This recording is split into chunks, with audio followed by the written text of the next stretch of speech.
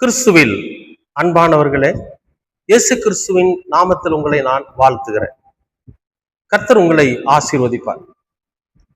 அன்பானவர்களே, இந்த காலை நேரத்துல வெறுமனே நாம ஆசீர்வாதத்தை பெற்றுக்கொள்வோம், விடுதலை அடைஞ்சிருவோம், திருப்தி அடைஞ்சிருவோம் அப்படிங்கிற அந்த ஒரு வார்த்தையவே நம்ம கேட்டுக்கிட்டே இருந்தோம்னு வைங்களேன், நமக்குள்ள ஏமாற்றங்கள் தான் அதிகமா வருது. ஏன்னு கேட்டீங்கன்னா, நம்ம ஆசீர்வாதத்தை பெற்றுக்கொள்வதற்கு நாம் என்ன செய்யணும், விடுதலை ஆகிறதுக்கு நாம் என்ன செய்யணும், திருப்தி அடைகிறதுக்கு நாம் என்ன செய்யணும் அப்படிங்கிற அந்த நம்முடைய செயல்களை குறித்து பார்க்காம வெறுமனே ஆண்டவரிடத்திலிருந்து கிடைக்கக்கூடிய அந்த ஒரு கிருபையை மட்டுமே நாம எதிர்பார்த்துட்டு இருந்தோம்னா நாம ஏமாந்து போறவங்களா தான் இருக்கிறோம். ஆனா வேதம் அப்படி சொல்லல. வேதம் எப்படி சொல்லுது, இம்மானுவேலர் நமக்கு என்ன புத்தி புகட்டுகிறார் அப்படிங்கிறத நாம ரொம்ப கூர்ந்து கவனிக்கணும். இன்றைக்கு கர்த்தருடைய வார்த்தையை பதிவிட வேண்டும் என்று நான் ஆண்டவரோட சமூகத்துல உட்கார்ந்தப்போ கர்த்தர் எனக்கு காண்பித்த ஒரு வார்த்தை என்னன்னு கேட்டீங்கன்னா, எபிரேயர் 4ஆம் அதிகாரம் 13வது வசனம். அவருடைய பார்வைக்கு மறைவான சிருஷ்டி ஒன்றுமில்லை. யாரோட பார்வைக்குன்னா, கடவுளுடைய பார்வைக்கு, இயேசு கிறிஸ்துடைய பார்வைக்கு மறைவானது ஒண்ணும் இல்லை. ஏன்னா அவர் பரலோகத்திலிருந்து நம்மளை உற்று நோக்கி பார்த்துட்டு இருக்காரு. இந்த பூமி எங்கும் இருக்கிற சகல ஒரு விஷயங்களும் அவரோட பார்வைக்கு தெரியும். இதை நான் எப்படி மறைக்க முடியுமா அப்படின்னா முடியவே முடியாது. நேற்று 2 நாளைக்கு முன்னால இந்த மக்கள் கணக்கெடுப்புக்காக வேண்டி ஒரு வீடுகளை கண்டுபிடிக்கிறதுக்காக சேட்டலைட்ல இருந்து ஒரு மேப் அனுப்பிச்சிருந்தாங்க. அந்த மேப்ல எங்க வீட்டுக்கு பக்கத்துல அரசாங்கம் கட்டி இருக்கிற 2 ஓவர்ஹெட் டேங்க், அந்த டேங்க் தெளிவா தெரியுது சேட்டலைட்ல இருந்து காட்டின மேப்ல. அப்ப மனிதனுடைய கண்களுக்கு, மனிதனால் கண்டுபிடிக்கப்பட்ட அந்த சேட்டலைட்டை ஒரு சாதாரண ஒரு டேங்கை ஒரு 10க்கு 10 அகலத்துல கட்டப்பட்டிருக்கிற டேங்கை அவ்வளவு தெளிவா காட்டுது. அப்படின்னா இந்த சகல உலகத்தையும் உண்டாக்கின கர்த்தருடைய கண்களுக்கு ஏதாவது மறைவா இருக்க முடியுமா? நினைச்சு பாருங்க. அதைத்தான் இந்த வசனத்தை வாசிச்ச உடனே எனக்கு உடனே ஞாபகம் வந்துச்சு. எவ்வளவு அற்புதமான விஷயங்கள் பாருங்க. மனுஷனே அப்படி பாக்குறப்போ கடவுளுடைய பார்வை எப்படி இருக்கும் நினைச்சு பாருங்க. அதனாலதான் இங்க எழுதுறார், அவருடைய கண்களுக்கு மறைவான சிருஷ்டி ஒன்றுமில்லை,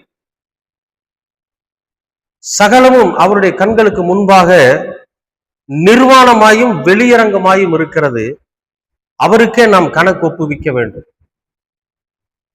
அவருக்கு முன்னால நாம நிர்வாணமா இருக்கிறோம். நிர்வாணம்னா ஆடை இல்லாம இருக்கிறது இல்ல, ஒண்ணும் இல்லாம இருக்கிறது. நம்ம எதையும் மறைச்சு வைக்க முடியாது, எதையும் ஒளிச்சு வைக்க முடியாது, எல்லாம் வெளியரங்கமா இருக்கு. நம்ம ஒரு மனுஷங்கிட்ட ஒரு பொய் பேசி ஒரு வாழ்க்கை நடத்திட்டு இருக்கிறோம் அப்படின்னா அது ஆண்டவருக்கு தெரியும். ஒரு மனுஷனை ஏமாத்தி ஒரு வாழ்க்கை நடத்திட்டு இருக்கிறோம் அப்படின்னாக்கா அது ஆண்டவருக்கு தெரியும். அப்ப அவருடைய கண்களுக்கு மறைவான சிருஷ்டி ஒண்ணுமில்ல, எல்லாம் நிர்வாணமாயும் எல்லாம் வெளியரங்கமாய் இருக்கு, அவருக்கு நாம கணக்கு கொடுக்கணும். அப்ப கர்த்தரை ஏமாற்றி நம்ம ஒன்றையும் இந்த உலகத்துல பண்ணிட முடியாது. நாம செய்யற ஒவ்வொரு காரியத்தை குறிச்சும் ஆண்டவருக்கு தினமும் நம்ம கணக்கு கொடுக்கணும். ஆண்டவர் கணக்கு கேட்பார். எதுக்காக இந்த காரியத்தை செஞ்ச, எதுக்காக இந்த தவறை செஞ்ச, எதுக்காக உனக்கு இந்த மீறுதல் காரியத்தை செஞ்ச, எதுக்காக உன் நண்பனுக்கு துரோகம் பண்ணுன, எதுக்காக உன் மனைவிக்கு நீ துரோகம் பண்ணுன, எதுக்காக உன்னுடைய கணவனுக்கு நீ துரோகம் பண்ணுனன்னு சொல்லி ஒவ்வொரு செயலையும் குறித்து கர்த்தர் கணக்கு கேட்பார். அதை கணக்கு ஒப்படைக்கணும் நாம அவருக்கு. அப்ப நம்மை சுற்றிலும் எது நடந்தாலும் சரி, நாம மட்டும் கடவுளுக்கு பயந்த பிள்ளைகளா இருக்கணும். நம்மிடத்துல தப்பு தவறுகள் இருந்து ஆண்டவருக்கு நம்ம கணக்கு கொடுக்கணுமே அப்படிங்கிற பயத்தோட கூட நம்முடைய வாழ்க்கை இருக்கணும். அப்ப நம்மள எப்படி பார்த்துட்டு இருக்கிறாருன்னு பாருங்க.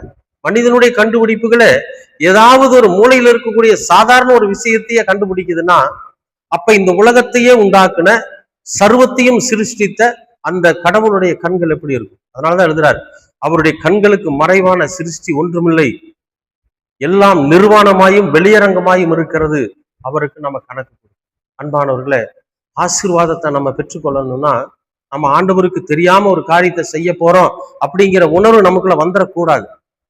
எல்லாத்தையும் அவர் பார்த்துக்கிட்டே இருக்கார். நாம கடைசி காலத்துல அவருக்கு நம்ம கணக்கு கொடுக்கணும். அப்படிங்கிற அந்த கடவுள் பயத்தோட நம்ம ஒவ்வொரு விஷயத்தையும் செய்யறப்போ நாம அவரால் ஆசீர்வதிக்கப்படுவோம், அவரால் நாம விடுவிக்கப்படுவோம், அவரால் நாம தேற்றப்படுவோம். அதை விட்டுட்டு தான் தோன்றித்தனமா எதை வேணாலும் செய்யலாம், கடைசி கடவுள் இதை பார்க்கவா போறாரு, நம்ம ஒளிஞ்சிட்டு செய்யலாம், மறைஞ்சுக்கிட்டு செய்யலாம்னு நினைச்சோம்னா நம்ம சிக்கிக்குவோம். அன்பானவர்களே, கடவுள் அவருடைய கண்களுக்கு மறைவானது ஒன்றும் இல்லை, எல்லாம் வெளியரங்கமா இருக்கு. அதனால ரொம்ப தெளிவா நாம செய்யற ஒவ்வொரு விஷயத்தையும் கடவுள் பார்த்துட்டு இருக்கிறாருங்கிற பயத்தோட கூட நாம ஒவ்வொரு நாளும் நம்முடைய வாழ்க்கையை நடத்துறப்ப நிச்சயமாகவே நமக்கு அவருடைய ஆசீர்வாதம் நிறைவாய் கிடைக்கும். செய்வீங்களா? கடவுள் பயத்தோட இருங்க. கர்த்தர் நம்மை பார்த்துக்கிட்டே இருக்கிறார் அப்படிங்கிறத மனசுல வச்சுக்கங்க. நாம ஓடவும் முடியாது, ஒளியவும் முடியாது. அன்பின் பரலோக பிதாவே, நல்லதொரு காலை பொழுதுக்காக நன்றி. நீர் எங்களை உற்று நோக்கி பார்த்து கொண்டிருக்கிறீர். உம்முடைய கண்களுக்கு மறைவானது ஒன்றும் இல்லை, எல்லாம் வெளியரங்கமாயும் நிர்வாணமாயும் இருக்கிறது என்பதை நாங்கள் ஒவ்வொரு நாளும் எங்களுடைய இருதயத்துல ஆண்டவரை சொல்லிக்கொண்டு அந்த பயத்தோடு கூட எங்களுடைய கிரியைகள் ஒவ்வொரு நாளும் இருக்கட்டும். ஆண்டவரே கர்த்தாவே, நாங்கள் எதை செய்தாலும் நீர் அதை பார்த்து கொண்டிருக்கிறீர் என்கிற பயத்தோடு கூட நாங்கள் அதை செய்து உண்மையாய் உத்தமமாய் உம்முடைய பரிசுத்தமான கிருபையை பெற்றுக்கொள்ளக்கூடிய அளவுக்கு நாங்கள் வாழ நீங்க கிருபை பாராட்டுங்க. உங்க இரக்கம் என்றென்றைக்கும் எங்களோடு கூட இருக்கட்டும். இயேசு கிறிஸ்துவின் வழியாய் கேட்கிறோம் நல்ல பிதாவே. ஆமேன், ஆமேன், ஆமேன்.